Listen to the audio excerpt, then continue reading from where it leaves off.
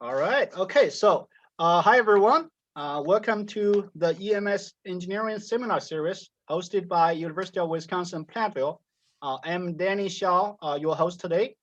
EMS seminars are 1 hour long presentations of real-world projects that showcase the design, the plan, design, construction, maintenance of engineering projects, and how they change our community.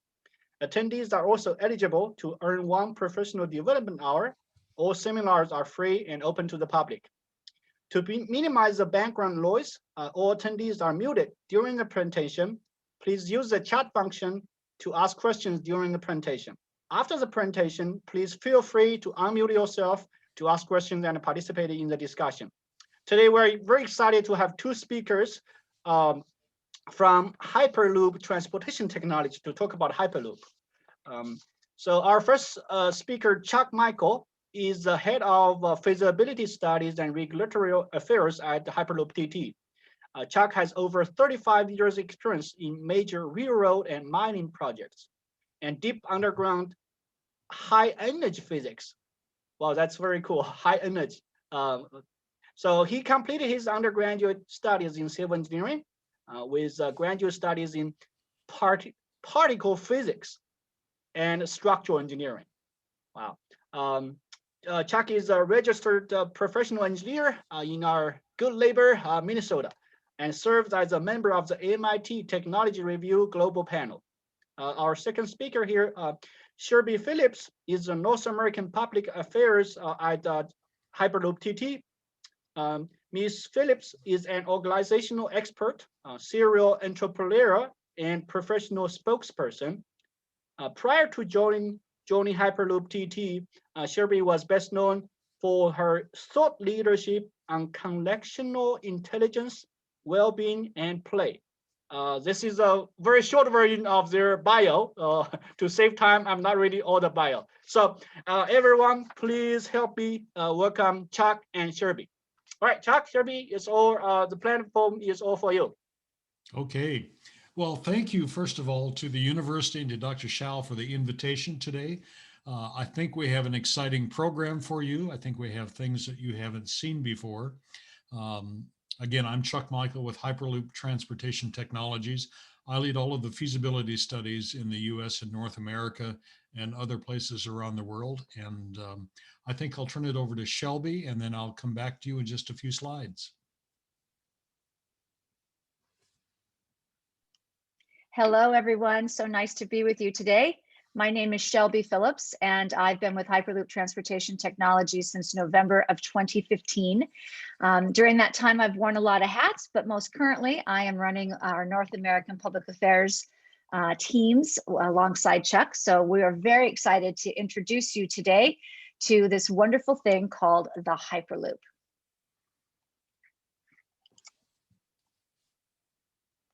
So when we think about transportation, we know that the first motorized vehicle was introduced in the 18th century. The first commercial steam locomotive was rolled out in the 19th century. And everyone knows about that famous Kitty Hawk moment when the first flight took place in the 20th century by the Wright brothers. However, over the last 100 years, we have advanced technology such as breaking the sound barrier and landing on the moon, but we haven't really had much innovation on the mobility front. You know, they say that necessity is the mother of invention. And so I will ask you, what will define the next century of mobility?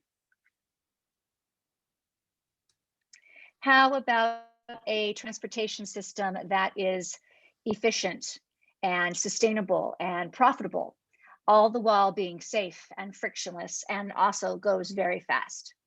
Well, we like to call it the Hyperloop, and it is the world's first fully sustainable transportation system. Just imagine what it can do. Imagine a capsule. Imagine a capsule that can carry people. Placed inside a depressurized tube, the air removed to eliminate resistance. Not traveling on rails, but actually levitating above them. Capable of reaching airplane speeds and beyond on the ground. This is a Hyperloop, and it is amazing.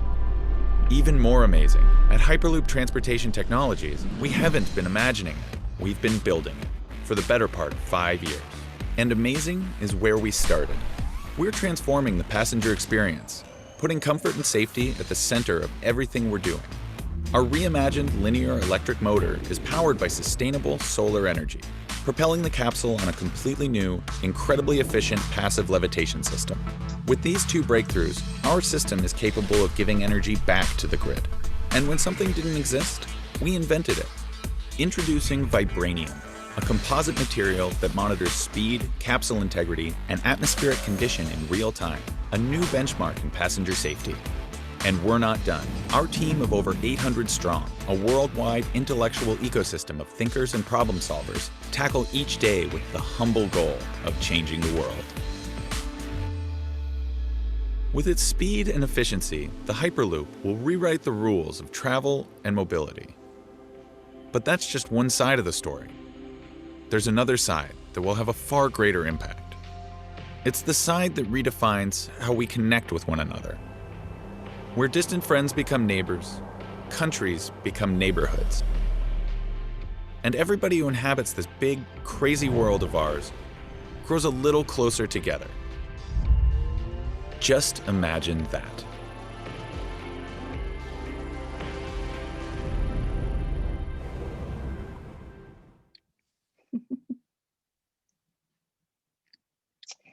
So the Hyperloop is the first transportation breakthrough in 100 years. It is transformative not only because of its sustainability and its technology, but also because of the experience that we feel our passengers will have, and perhaps most importantly, economics as well. We really have distanced ourselves from using fossil fuels. We have no fuel on board, so that garners us carbon-free emissions and carbon-free operations. The Hyperloop is also most efficient transportation system in terms of energy consumption and our personal time savings, if you think about it, the ability to get places faster. And with the innovation of Hyperloop technology, not only does that allow us to reach these unprecedented speeds, but it also offers a safer system by design in pretty much every way. And we'll talk about that a little bit later. The overall experience of Hyperloop is also intended to be frictionless from beginning to end, offering seamless connectivity for its users. And lastly, based on the results of the Great Lakes Hyperloop feasibility study, which Chuck will certainly talk more about in the presentation, we've created something that truly outperforms all other forms of mass transit by providing lower maintenance costs, lower operating costs, and energy efficiency.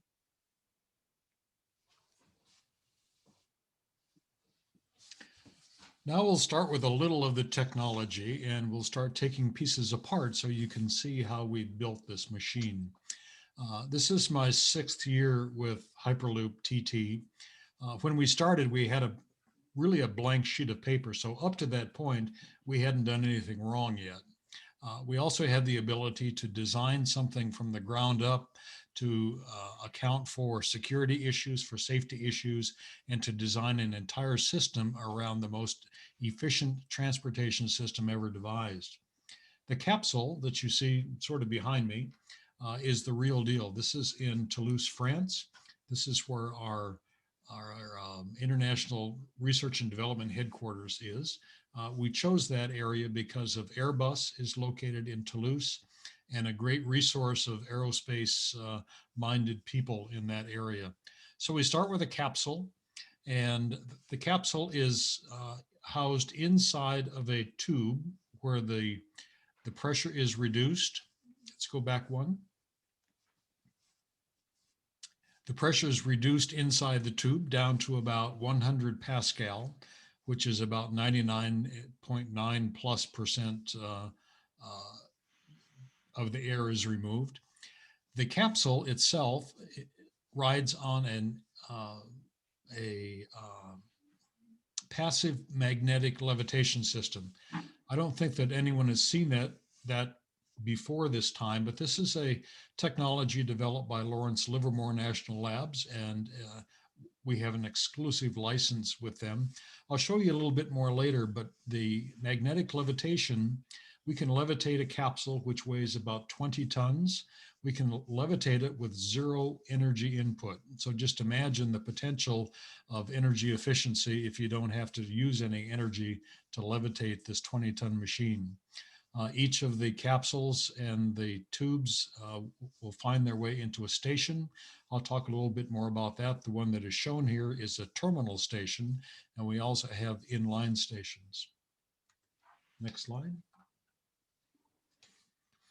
Along the way, we had to invent several things because they really didn't exist yet, but we took a lot of known technologies and we used the discipline to develop our own batteries, very high energy and power density arrangement with our batteries.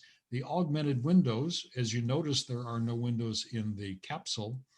Inside, we do have windows, but it's a programmable augmented reality system that we developed with Reflect. That did a lot of the video games, as an example. You can program that into whatever outside scene you'd like to see. We will not show you the image of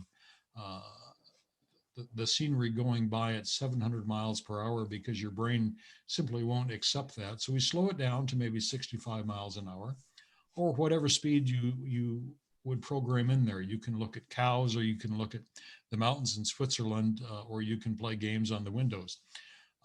Whatever is adding to the passenger experience. One word about innovation, and as Shelby said, necessity is the mother of invention. And don't ever think that innovation is on the way out. And what comes to mind is we placed a man on the moon long before we ever thought to put wheels on a suitcase. So there's always room for more innovation. Let's go to the next slide and we'll talk about the passive magnetic levitation system. We use a series of permanent magnets, the squares that you see up there. And each magnet, as you know, has a north orientation. We put these magnets into a specific array called a Hallback array, and that directs in the array that we show, that directs the magnetic field downward.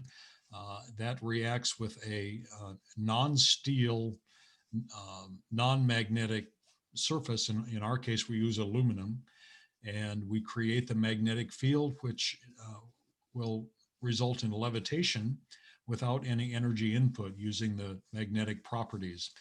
The forward propulsion is provided by a linear electric motor. Next slide. Again, this is a little bit more detail on the tube and the capsule. This particular configuration is an elevated configuration. Everything is grade separated. There's no crossing of traffic or railroad or highways at all. The tubes can be made of steel or concrete or carbon fiber, composites. There's almost a total elimination of friction, but we're protected from the weather in all cases.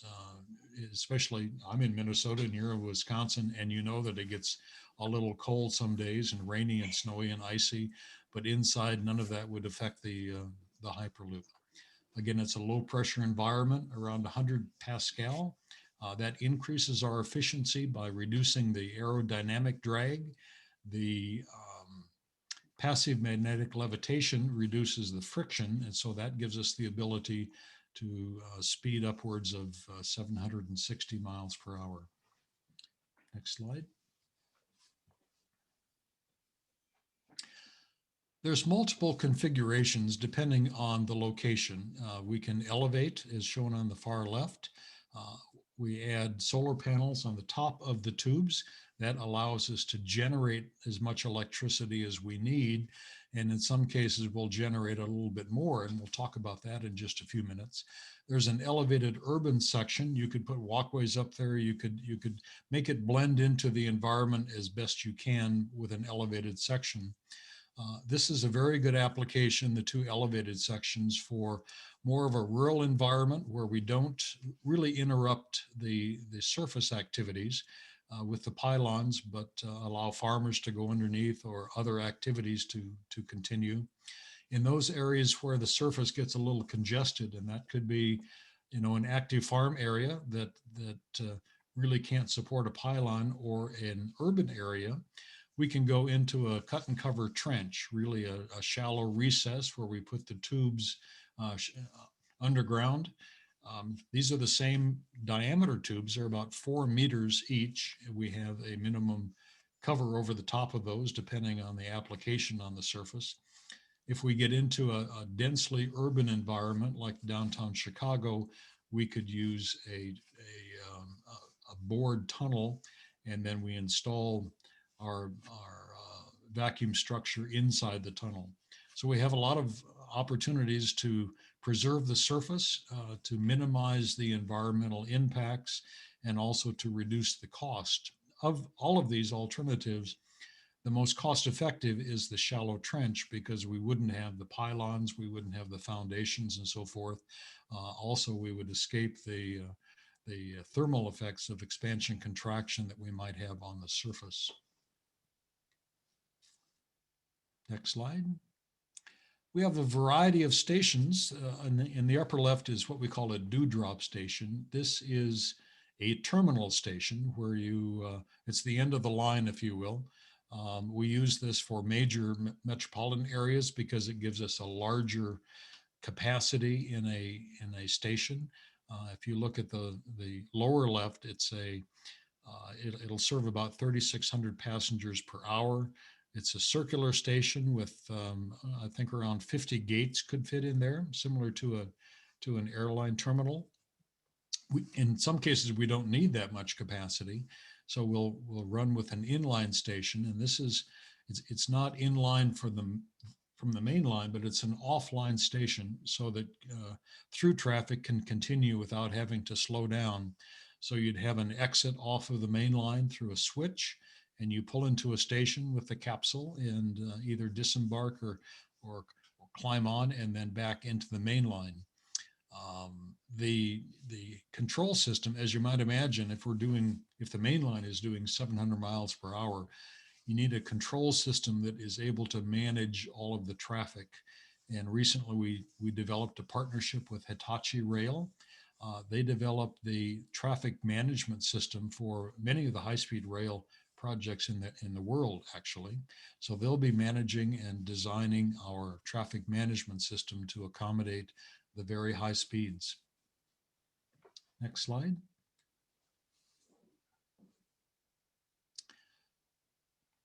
Again, with the speed we have, and we're going to talk about the Great Lakes project in a few minutes, but we have a route from Pittsburgh through Cleveland into Chicago.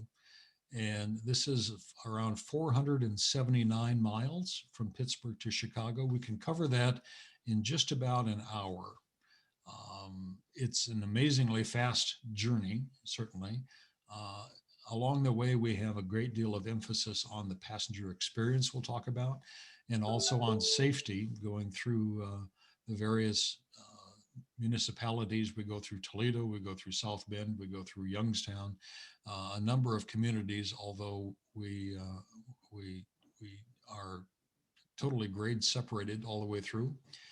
The Pittsburgh location would have an underground station, as would Cleveland, and certainly as would Chicago.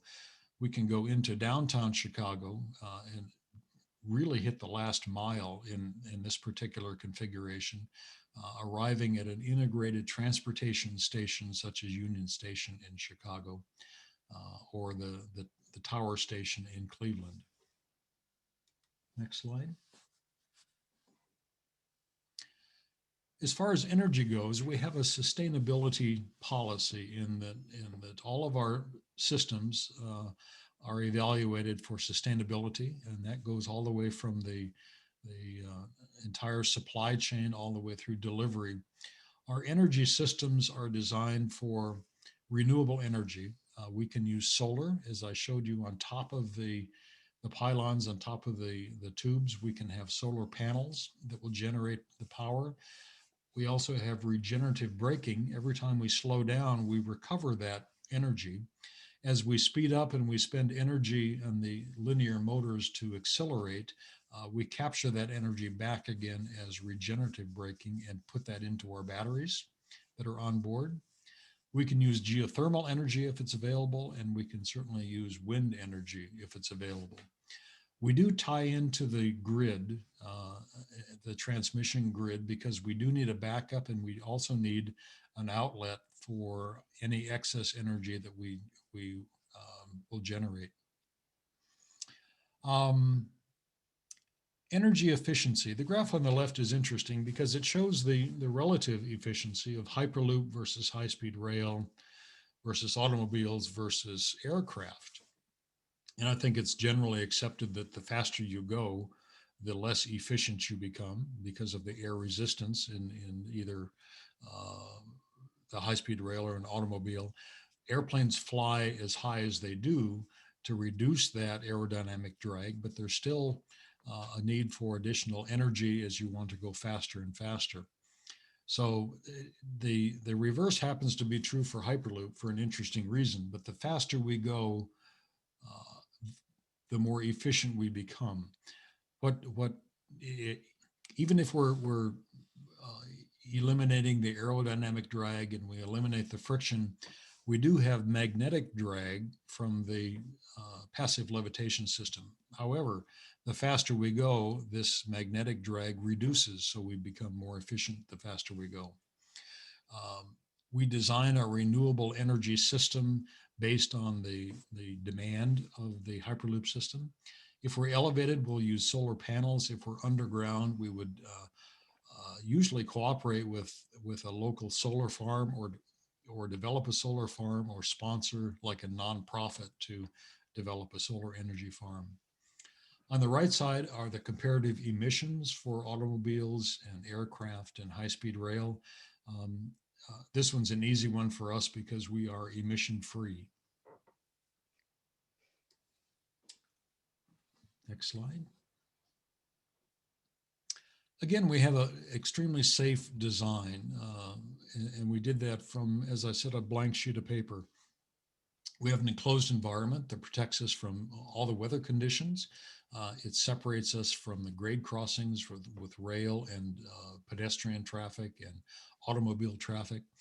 The vibranium that we talked about earlier, that is the skin of the Hyperloop outside, is a smart sensor skin that we developed that, as you know, sensors are very inexpensive now. And so we have bombarded this surface with sensors that gives us the ability to monitor structural health, temperature, pressure, all of the important parameters of a very high-speed system. Passive magnetic levitation system is one of a kind. It's been tested in San Diego at full scale. It works magnificently. There's various generations of the passive maglev, and we're able to upgrade the capsules with next generation passive maglev as the system matures. And again, it's very quiet and clean electric propulsion. Next slide. This is another example of how starting without having made any mistakes, without having designed anything, the security monitoring. We've all been through airports. We know what the security is like there. If they had that to do over again, to start over from scratch, it would look a little bit different. It would look a lot different. We have passive screening so that you walk in, you don't have to go through all of the take your shoes off and put your luggage on a belt or anything like that, but you simply walk through a passive screen. If there's something that gets someone's attention, you'll be pulled aside, but otherwise it's nonstop passengers through the screening process. The air purification system is certainly the latest that's available, and with COVID, we're ever mindful of that, as well as the disinfecting. If you look at the latest technology, you have UV technology, you have UV LED technology. Fascinating opportunity to build this into the design of the capsule. We certainly don't have people inside when we flip the switch to disinfect, but that's okay because it doesn't take that long. Contactless travel, obviously, with automatic ticketing and security systems where you don't have to touch anyone. You simply go about your business and you go through the passive security. You walk up to the gate where your capsule's ready to leave, and you walk inside and sit down. Again, minimum contact with anyone.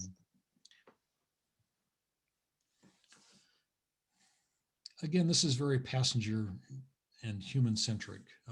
It's designed around the rider experience, whether it's the stations, whether it's the capsules, whether it's the boarding process, the reservation process, the ride itself.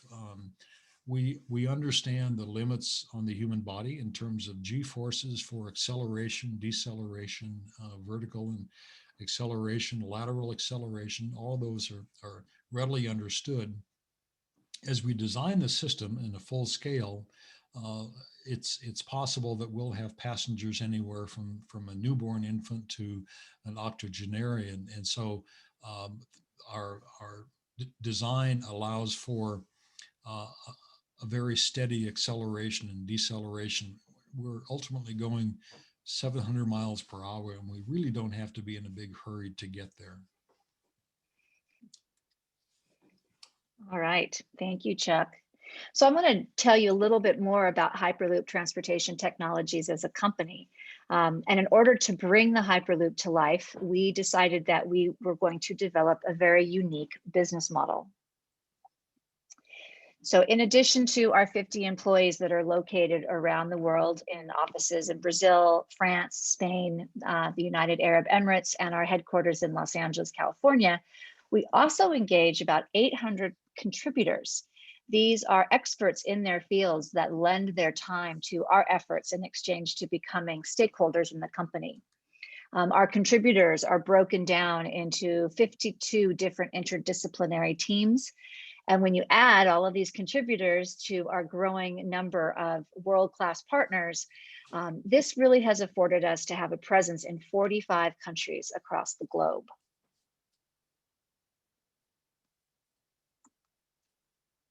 Here is an example of some of our partners. There are over 50 of them. These partners bring with them years of innovation to the Hyperloop movement. It's really one of the reasons we've been able to come so far so fast is our collaborative model. And together, we also work to create IP that's owned by Hyperloop Transportation Technologies. And we really could not do any of this work without our partners. For example, Lawrence Livermore National Labs, a few others that I'll mention in a few minutes. They've all worked with us on our augmented window technology, on our vacuum systems, our tube systems, our capsule. So it's been very unique. And what I mean by that is Deloitte called us a network orchestrator because we are expert in bringing people together.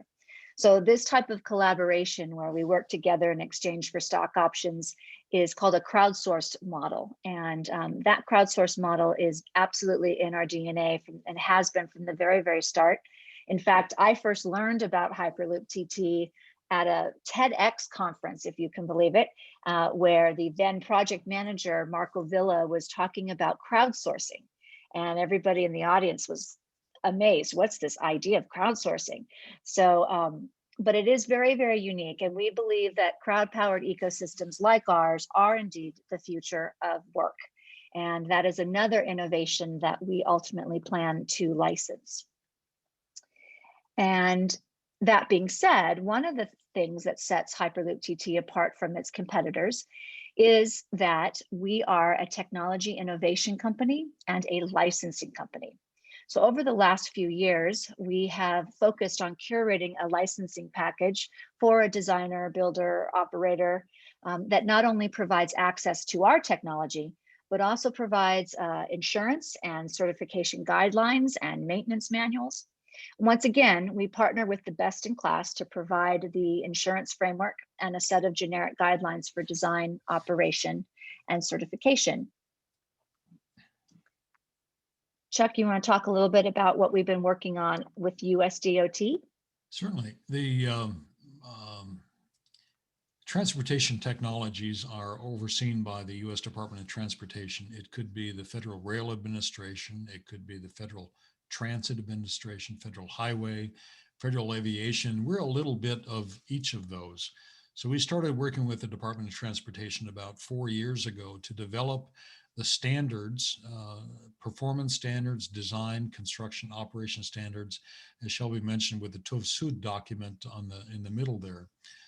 In December of last year, I believe, they published a Pathways to the Future of Transportation, the US DOT did, and this specifically addresses Hyperloop. It indicates that Hyperloop is an acceptable technology. It is a magnetic levitation technology, and it is under the definition of a railroad, also eligible for federal funding for, especially on the planning side. So that was a huge step forward. So one of the things that's really exciting for all of us that work at Hyperloop TT is that this isn't decades away. In fact, our system is built on proven technologies, and we here simply get the honor of integrating it all together. So this, along with all the work being done on the regulatory side, I am proud to say that Hyperloop is really just years away. And with that, allow me to introduce you to the world's first full-scale Hyperloop system at our R&D Reference Center in Toulouse, France. An idea can be a small, fleeting thing, an inkling worth protecting. Because at any moment, the slightest breeze blows an idea off course. But the world's first passenger-ready Hyperloop cannot be blown off course. And 320 meters of tube, anchored to the Earth at the Francazal Air Force Base, is anything but small. This is not an idea. This is a reality, happening in Toulouse, France. From there, our capsule will race across the Earth, connecting countries in a matter of minutes. Let the word go out. Hyperloop Transportation Technologies has begun testing in Toulouse. In the most real, category-defining, forward-charging sense of the word. This actual capsule, these actual pumps, in this actual place. The world's first full-scale Hyperloop system. And from here, what started as an idea is racing to life.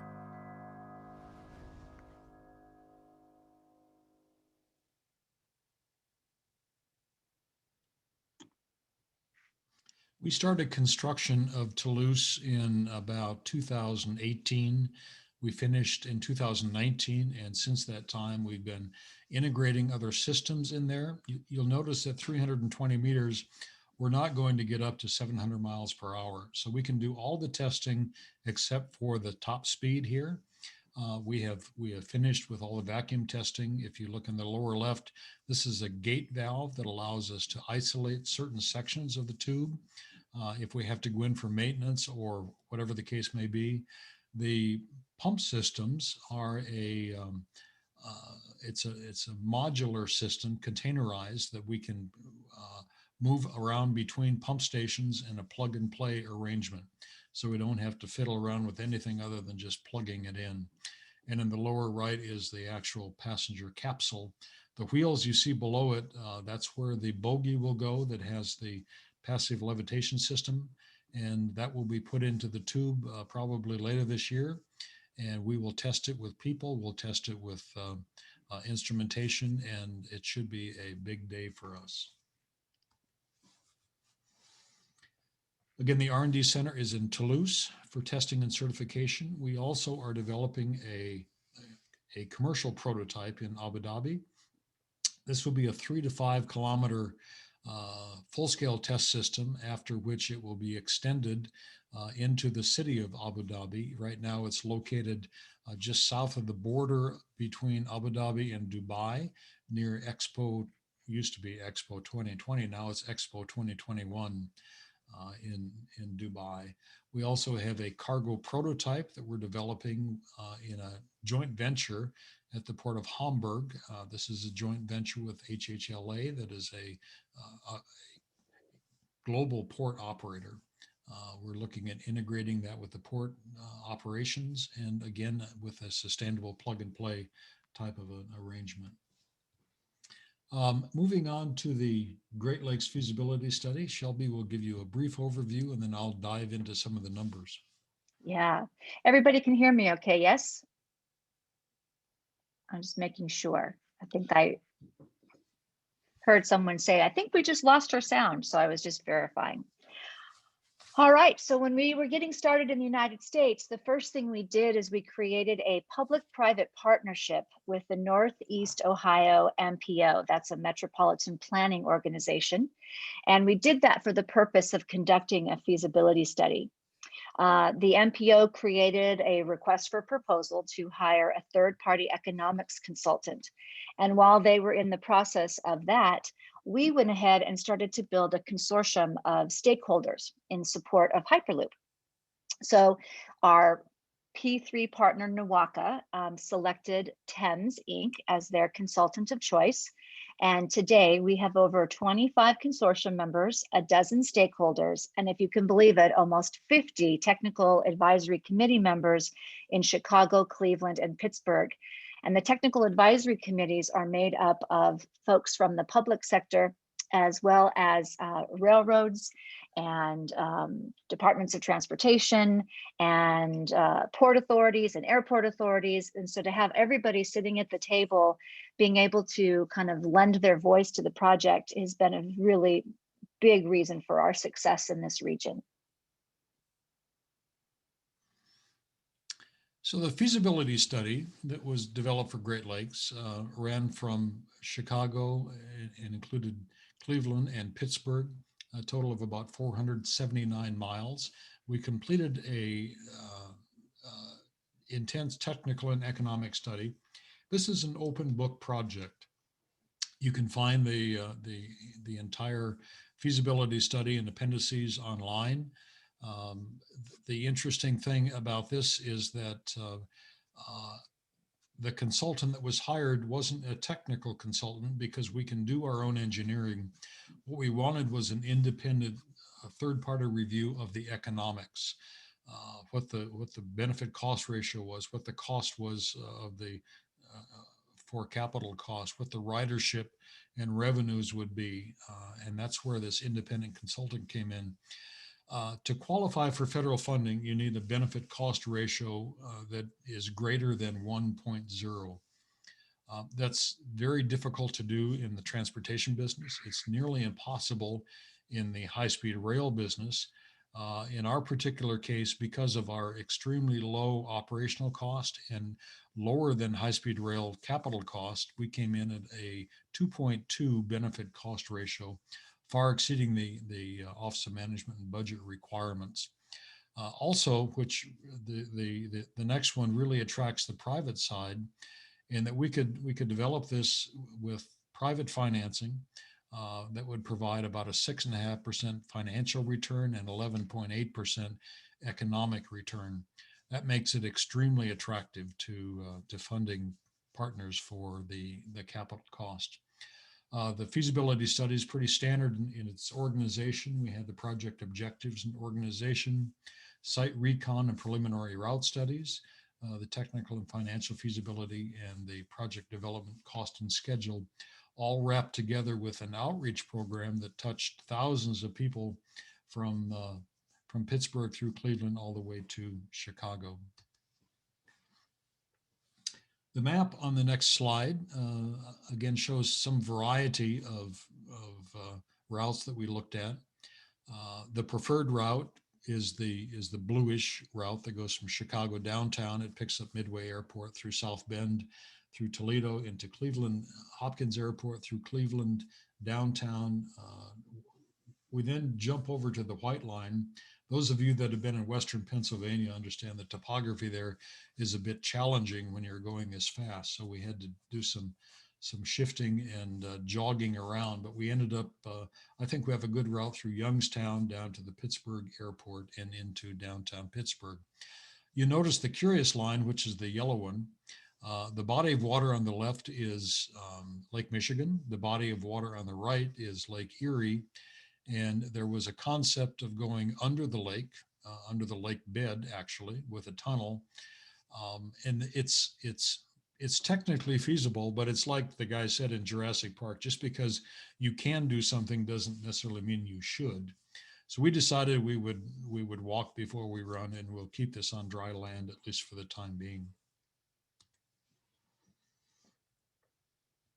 Overall, the cost is about $25.4 billion. That includes a healthy contingency of 30% and includes markups. It includes all-in costs, engineering, legal, administrative, escalation, you name it. We threw as many things in there as we could because we don't really know when the start date will be for the capital cost.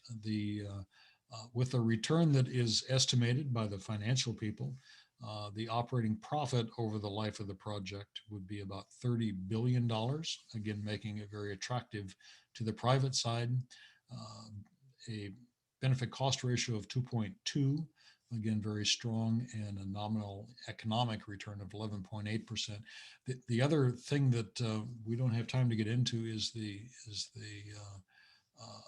TOD, the transportation-oriented development, the real estate development that will occur around each of the stations, which for this particular corridor adds up to about $75 billion. Next slide. On a cost basis, this was a very interesting discovery.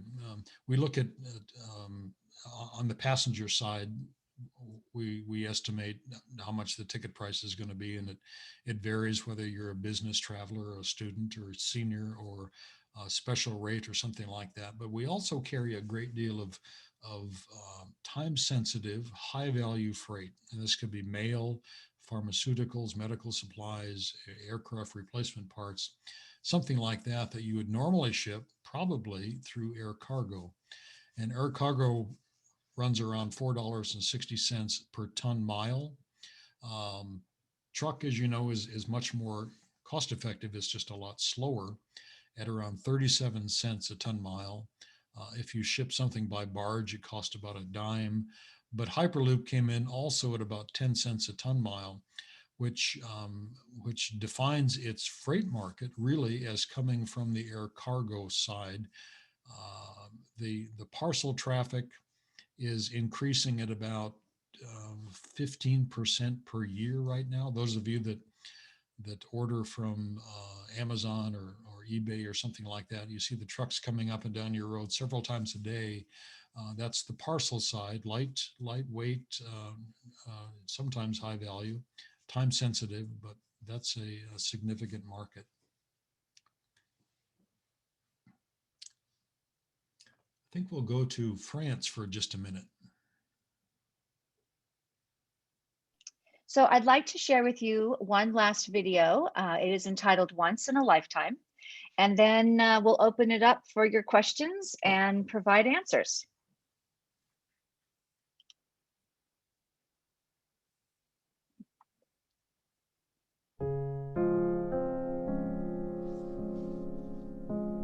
Je m'appelle Henriette Ardouin et j'habite à Bagnères-de-Luchon.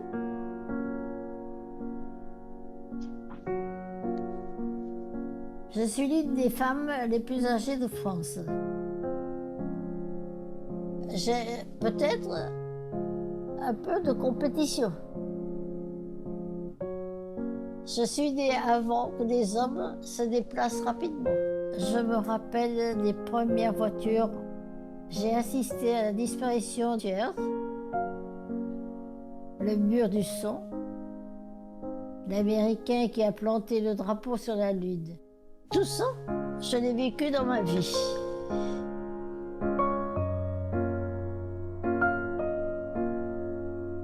On m'a dit qu'il y avait du nouveau bientôt. Encore une nouvelle manière de parcourir la Terre. et on vous emmène dans un tube à 1000 km/h en lévitation. Et ça marche avec l'énergie solaire. L'avion à l'époque aussi, c'était un grand défi. Je me rappelle de mon père. Cet engin ne va jamais décoller du sol. Cette machine, vous l'avez construite, n'est-ce pas? C'est quoi son nom déjà? Hyperloop TT.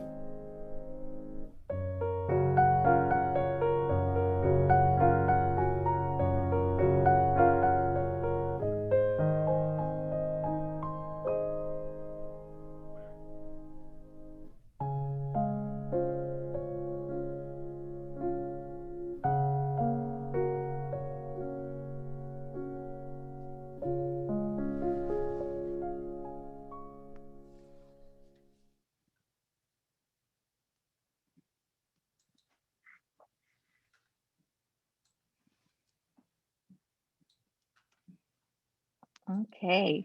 Danny, are you going to lead us in our Q&A or should Well, thank you very much again for the presentation. That was great. I was taken to, but during the time I was lost for 3 minutes. There was no internet somehow. It looks like I was not alone. Someone else did the same thing. I'm glad we didn't impact the presentation though. So how about this? Austin, are you there? Austin, are you there? I am here. Yeah, so can you can see the chat box, right? How Yep. about you need the discussion then, because I was lost. I couldn't see the chat box anymore. Yep, definitely. So Thank you, Austin. Chuck and Shelby, you guys, can you guys see the chat box? Would you like, I can read the questions to the audience as well. I can. If you'd like to participate, Austin, I'll turn it over to you. Well, the first one we have from Alex Bandley, and it's the question is, how does the chamber maintain a vacuum during pedestrian exiting and entering? Which I think is a great question. Good question. Easy answer too.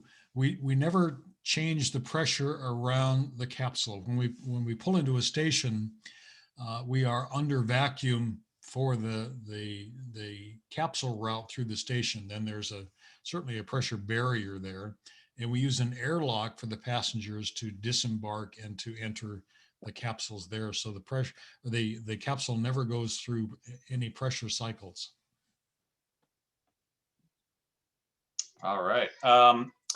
From our next question is, speeds of upwards of 760 miles per hour were mentioned. Are there technological or operational limitations as to the high-end speeds reached, and are there sound barrier or other noise concerns? Again, it's a good question.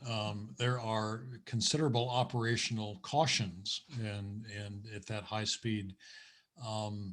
Not so much from up to 760. And the reason we say 760 is that's generally the speed of sound at sea level.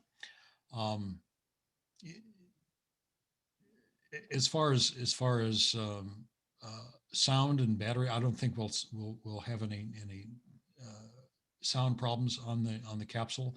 The modeling says that we don't have any. There is a possibility, and I'll sort of challenge you a little bit. There's a possibility to exceed the speed of sound by taking the remainder of the air that's inside. Remember, we're at 99.9%, but it's not a pure vacuum. So there's a little bit of quote air in there, oxygen, nitrogen, and so forth. We can replace that with an element that is lighter than air, so thus you can increase the potential velocity. So we play around with the science a little bit. Sometimes we play around too much, but I think 760 is that's a theoretical maximum, but I think that's fast enough until we get a lot of experience in operating. Excellent. This one comes from Danny Zhao. I'll read his question. It's a good one. At 700 plus miles per hour, what is the minimum radius of the tube or track? And could this be available in places like urban stations? That's a really good question, because the geometry of the tube is very important. If we're running at speed at 700 plus miles per hour, we have different ranges of passenger comfort in terms of the G forces on your body. We can accelerate at like 0.1 G, which would give you a very large radius. We could back it down to about 0.2 G, which would give you a smaller radius, or we could back it down to even less than that. So the secret is that we go as straight as we can, so we can go as fast as we can. But if we have to turn sharper, then we simply slow down, just like any other automobile would be at like an exit off of a freeway. If we get into an urban area like Chicago, we would likely go underground, and we'd go as straight as possible, straight to the station, which is the advantage of the underground, the tunnels, because we don't have the surface impacts, the environmental impacts. And if you look at NEPA and how you evaluate environmental impacts, for us, we're in a vacuum underground, and we don't have any penetrations on the surface. So the environmental effect of that is pretty much nil. The one thing we do have to do, whether it's on the surface or under the surface, is have a great deal of respect for landowners, because they have the rights to the land under their property as well, and they're entitled to an easement fee. And I think that's just a cost of doing business. This was, the next question is something I was actually thinking about. I think it's a great question. If a rare accident were to occur inside the enclosed capsule or tunnel, what are some of the standard operating procedures for first responders?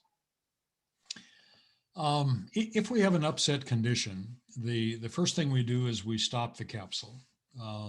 If there's a breach in the tube, as an example, it would simply slow down, and we would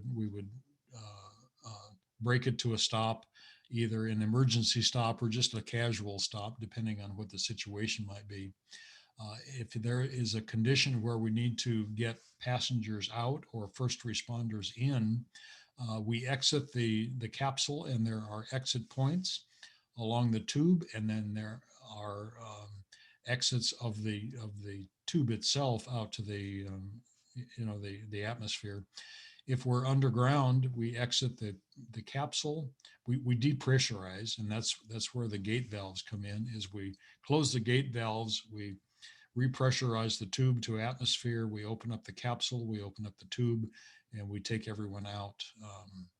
But it's very unusual. I think even in a total breach of the tube, which is the worst case, the capsule would simply come to a stop, because it takes a while for the air to come back in, and you've got the mass of the capsule moving, and you've got the mass of the air coming towards you. And in that case, the capsule usually wins, and it just ends up coming to a stop and rests on the guideway.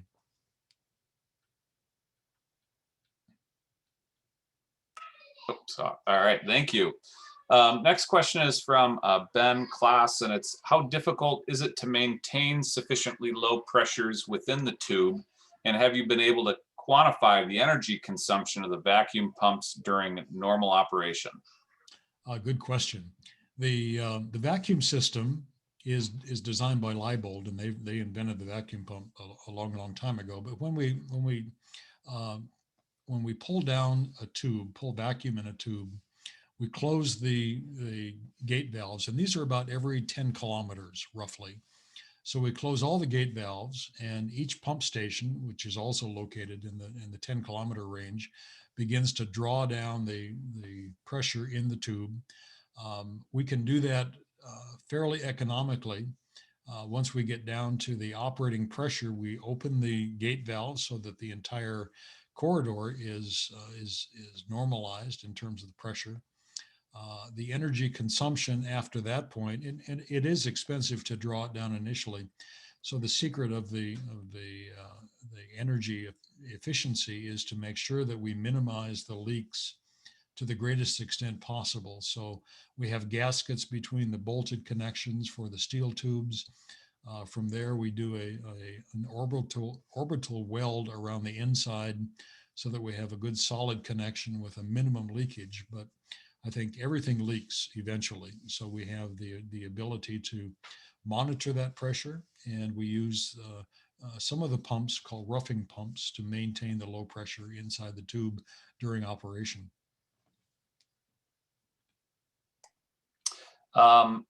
Thank you. A good question here from Kieran Klink. It's estimated cost per rider for the Chicago-Pittsburgh run.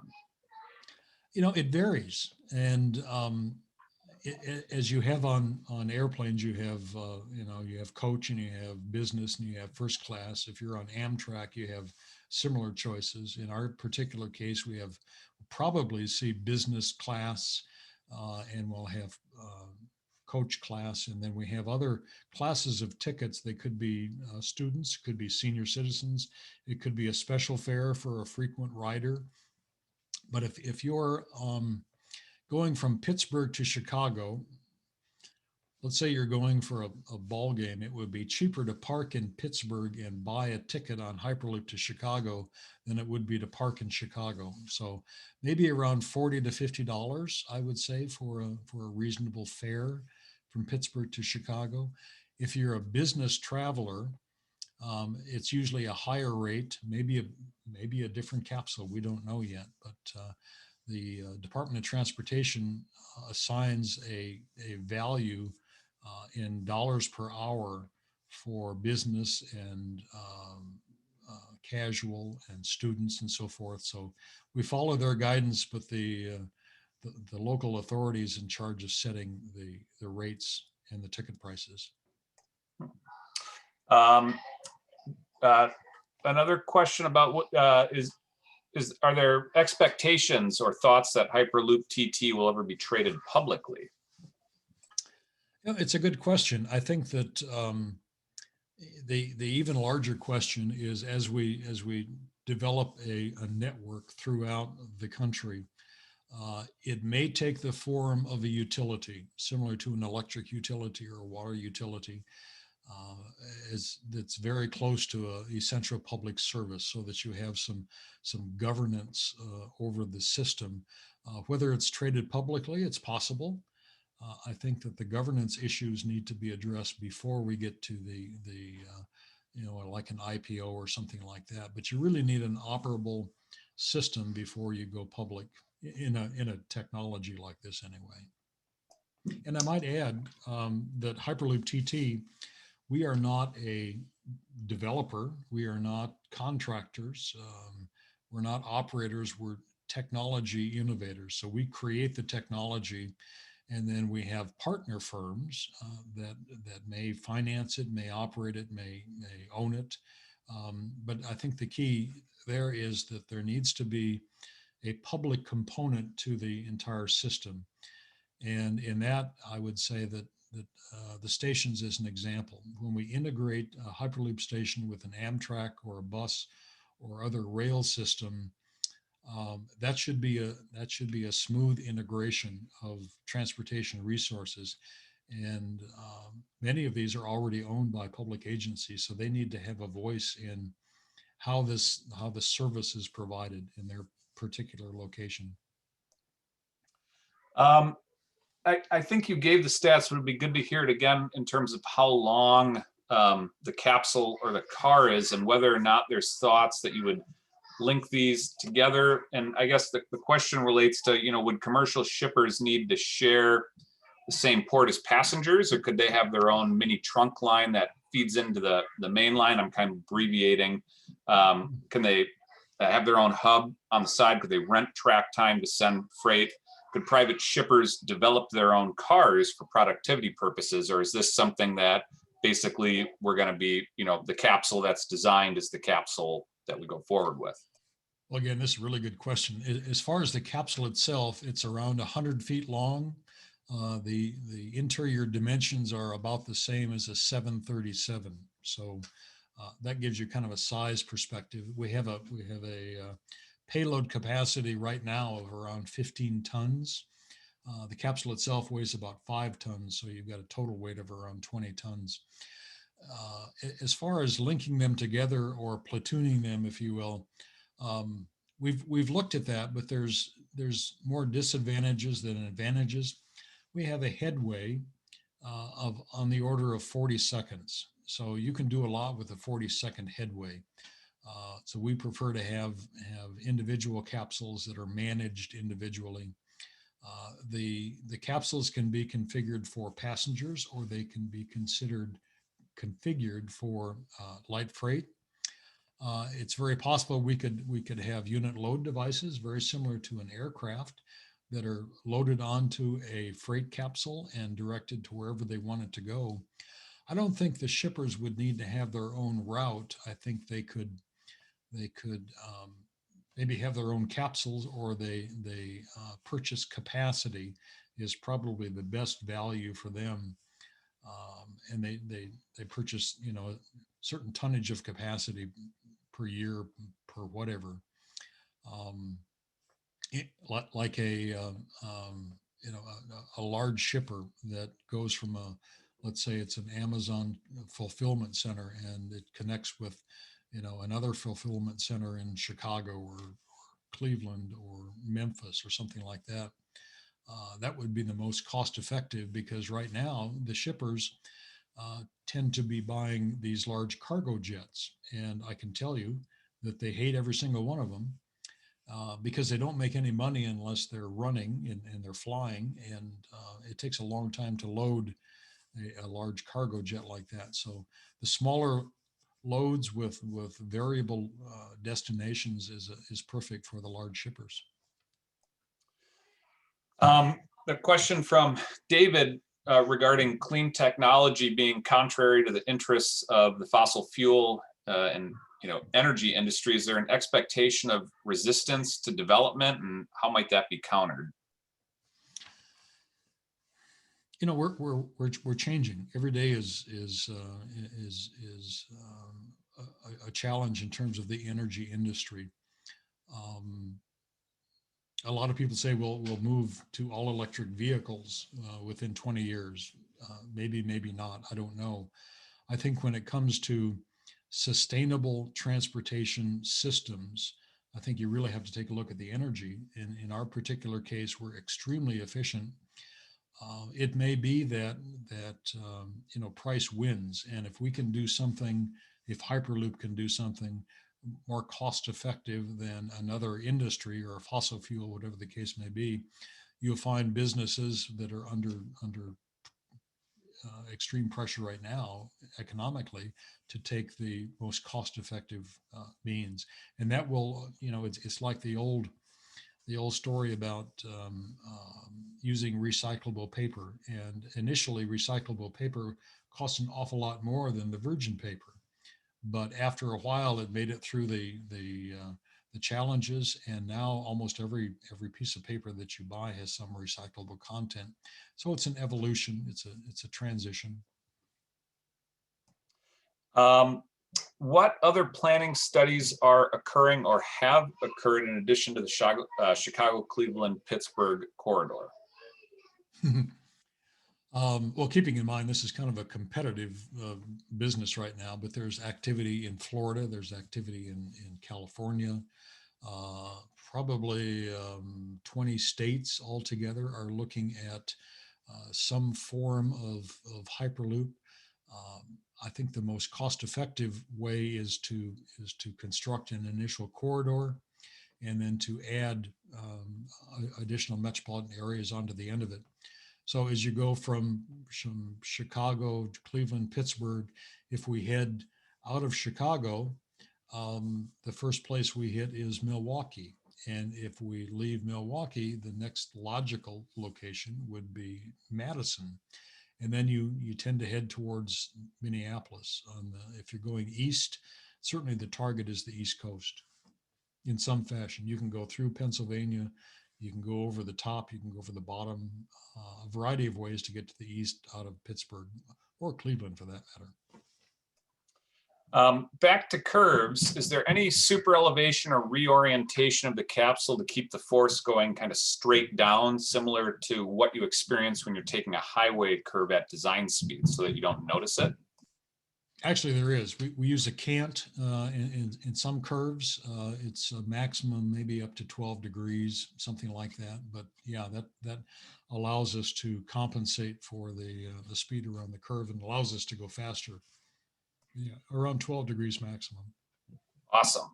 We've got one from Matt Schwallenberg. Hi, Matt. Once the Hyperloop would be online, how many routes would need to be established to create a network? For instance, if the first route ran only from Pittsburgh to Chicago, how would the Hyperloop change direction to leave Chicago? Would it simply reverse? Would it, yeah. That's a really good question for a lot of reasons, but as a rule of thumb from the studies I've been doing for several years, it takes about 3 metropolitan locations to make a good network. When we did the Great Lakes study, we started from Cleveland to Chicago. And we pick up small cities like Toledo and South Bend, but not a major metropolitan area. As an example, when we added Pittsburgh onto one end of that, now we had 3 major metropolitan areas. And even though Pittsburgh is not that large, it actually doubled the ridership because you had other dynamics of people going from Toledo to Pittsburgh and from South Bend to Pittsburgh, and you simply amplify the ridership at that point. For the stations in Chicago, we would have a terminal station that allows it to make a U-turn and go back. We don't reverse the capsule, even though I suppose we could, but we want to keep going in the same direction so that we don't have a meet or we don't run into somebody coming at us. So everything is one directional. In Chicago, if we do a loop out of the station and we wanted to head out to Milwaukee, we would have a switch there and we would head north out of Chicago rather than going back to Cleveland or Pittsburgh. So before I turn it back to Danny, this is the final question. It's my question. I'm a futurist. I was thinking about, and I'm a huge fan of The Expanse, and I'm not sure if you guys have watched that, but I mean, this seems like the perfect technology for things off planet, especially like, let's say the moon or Mars. I mean, are there thoughts to something like that there? I mean, it would be, the feasibility becomes a lot easier because you're already operating in a vacuum or maybe already, lower pressure environment or lower gravity. Well, it solves a lot of the issues in terms of vacuum, and we really haven't given it a whole lot of thought other than just kind of spitballing every once in a while. But even though in the existing system, we draw down the pressure inside the tube, which means we have to pressurize the capsule, and that has to be a self-sustaining energy system in itself to pressurize that and maintain the atmosphere inside the capsule. If we're someplace where there's much less gravity, and it may be that the tube doesn't have to be evacuated that much, or maybe we don't have a tube at all, and we just have a pressurized capsule. It's right in line with asking what defines the next era of human mobility. So thank you for being a futurist.